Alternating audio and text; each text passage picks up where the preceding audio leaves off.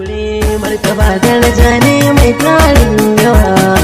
ga angonin da shida amarya wannan duniya ta ce da na kansa soyayya ita ce ta zama silar aure na ɗaya daga cikin abubuwan da ke sa farin ciki da annashuwa kuma nuna ƙauna da yadda kan sa a haɗu a aure shi yasa ma Allah ya haɗa wasu masoya na yin auren su a don haka ne iyalan margayi Alhaji ya ukura da na margayi Alhaji Awwal Tahir ke farin cikin gayyatar yan uwa da abokan arziki zuwa wajen ɗaura auren ƴaƴansu Nuhu ya ukura wato Messi tare da sahibarsa Ruqayya Awwal Tahir za a ɗaura auren ne ranar 29 ga watan Oktoba na wannan shekara da misalin karfe 1 na rana a babban masallacin Dan Fodo unguwar Sunusi Kaduna manyan baki a wajen ɗaura auren wanda suka hada da iyaye Alhaji Tahir Mangal sanata Amir Muhammad Makarfi sai Dallatin Zazzau Dr. Mukhtar Ramalan Yaro dan takarar gwamnatin jihar Kaduna a jam'iyyar PDP Right Honorable Isa Muhammad Ashiru sanata Musa Bello da Honorable Ibrahim Wusono sakataren jam'iyyar PDP na jihar Kaduna da Alhaji Magaji Faki masu gayyata sun hada da Honorable Hussein Kero dan takarar dan majalisar tarayya na karamar hukumar Kano ta Kudu Alhaji Hassan ya Ukura Jambiro da Dr. Jibril Lawal Tafida da Honorable Usman Mafi Mishkila mai jirgin sama sai Aliyu Bello Youth Leader na jihar Kaduna Vice Chairman na karamar hukumar Kano ta Kudu Malam Sagiru sai Dahiru ya Ukura da Alhaji Awal Dan Samari da Alhaji Nura Mangal sai Alhaji Ahmed Katin Sauki da Alhaji Abdulrahman Mabi sai Alhaji Ali Dogara ga Allah da a cikin masu gayyata akwai Alhaji Mustapha White House da sauran al'umma da dama wannan kuma zai zama to katin gayyata ce ga kowa da kowa.